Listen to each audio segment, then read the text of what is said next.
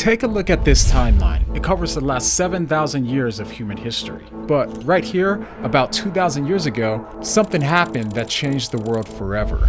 The Bible says that Jesus came at the fulfillment of time, and this is when Jesus transformed society by emphasizing the inherent value of every human being, to love your neighbor, to care for the marginalized, and to treat everyone with dignity, laying the foundation for modern human rights. And even today, his teachings continue to offer hope to a world still grappling with injustice. But why then? Why not today, when we have global communication, instant messaging, and social media to spread his message faster than ever? Some people think that he came at the worst possible time. The best time would be today. To have Jesus come forward today. But is he right? Because Jesus came at a time of chaos. The Roman Empire ruled with fear, the Jewish people were scattered, and stories of pagan gods rising from the dead were already common, leading many skeptics today to dismiss his resurrection as just another legend. But what if this moment wasn't random, but the perfect time? In the next few minutes, we're going to walk through this narrow window in history, using this timeline to unpack why this wasn't just a good time for Jesus to come, but the one moment in all of history when everything aligned perfectly for him to fulfill his mission and change the world forever. So at first I struggled with the idea of Jesus' death and resurrection being proof that he was God, because by the time that we get here, people already believed in gods like this guy, and this guy, all of whom were said to have died and raised from the dead. Now, I later found out that these parallels weren't at all like the Christian concept of the bodily resurrection, but it still bothered me. And worse, by the time that we get here, cultures had about 15 broad expectations of gods, performing miracles, appearing miraculously, overcoming death, and so on, attributes eventually attributed to Jesus as well. It seemed impossible that his death and resurrection could prove that he was God in a world full of similar myths. But then I realized that the major difference here lied in the origin of these stories. You see, these stories of these gods performing miracles and raising from the dead, they were created to explain the natural cycles of life and death. These myths reflected cultural expectations, but faded over time, leaving little impact. Jesus, however, appeared in a world primed for people believing in gods who conquered death. So was Jesus just another creation of these expectations? Well, at first I felt like this was a massive blow to his uniqueness, but then I realized that this very objection actually shows why Jesus came at the perfect time. In order for the pagans and non-believers to believe that Jesus was God, Jesus needed to meet their expectations. Out of these 15 traits that Wallace points out, earlier deities only fulfilled a few, and Jesus, well,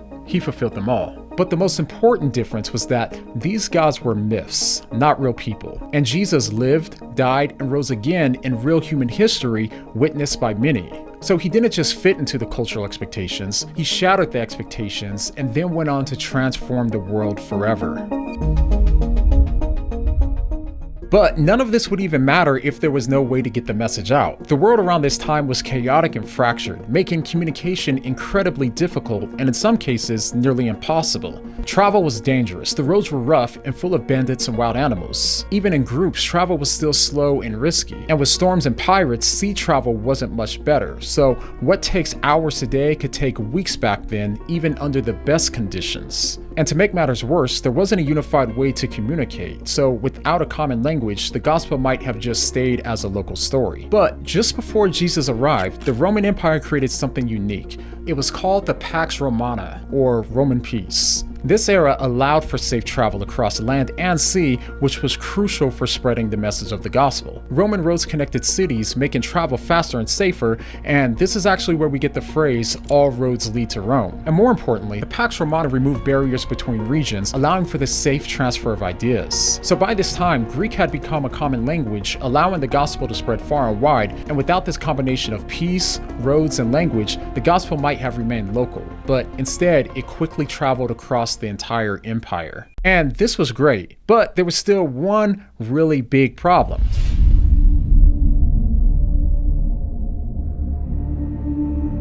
So as you probably know, Christianity emerged from Judaism, and the prophecies about a coming Messiah were central to those Hebrew scriptures. This meant that unless the Jews were convinced that Jesus was the Messiah, then his message wouldn't have gained any traction. And these weren't merely vague predictions, they offered clear expectations for when and how the Messiah would arrive. For example, the prophet Micah foretold that the Messiah would be born in Bethlehem, and Isaiah described a suffering servant who would be pierced for our transgression and bear the sins of many, details that perfectly align with Roman crucifixion methods of the time. And one of the most important prophecies comes from Daniel 9, which many Christian scholars believe predicted the arrival of the Messiah to come 483 years after the decree to rebuild Jerusalem in 457 BC. That calculation directly leads to the time of Jesus' life and ministry. And at the time of his birth, the Jewish people were under Roman occupation, which created a really strong desire for a political and spiritual deliverer. So if Jesus had come earlier, this sense of urgency wouldn't have been high, and if he would have come later, then it simply would have been too late, because in 70 AD, the fall of Jerusalem scattered the Jewish people from their homeland and radically changed Jewish life forever.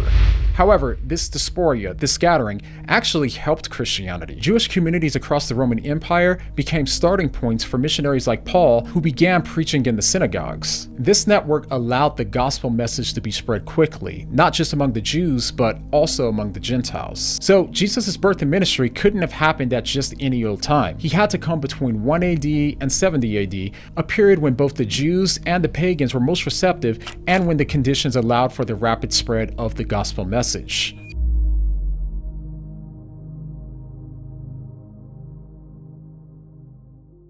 Okay, but none of this actually matters unless we understand why he came and what that means for you personally. Jesus came to solve a problem that no other religion or belief systems can. Most of us know that if we were to die today and stand before a morally perfect God, we would feel deep shame for the things that we freely chose to do wrong. And this is a problem because in order to live eternally with a morally perfect God, we too would have to be perfect. But we've all fallen short, making more mistakes than we could ever possibly count, and that's the problem that Jesus came to solve. You see, every other religion says, I'm a prophet, come to help you find and reach God. But in Christianity, Jesus says, I'm God, come to find and reach you. He did this by living the perfect life that we couldn't live, and he died the death that we deserved, and he offers us his perfect life as a free and undeserved gift. So that way, when we stand before God, our salvation is judged by the life that he lived rather than the life that we lived. So if Jesus came at the perfect time in history for this, then we can also trust his perfect timing in our lives, even when we don't understand it. And by the way, can you see this right here? I'm not sure if you can see, but that's my endorsement right below Ray Comfort's. And by the way, nobody is paying me to do this endorsement. It's just based on everything that we're talking about today.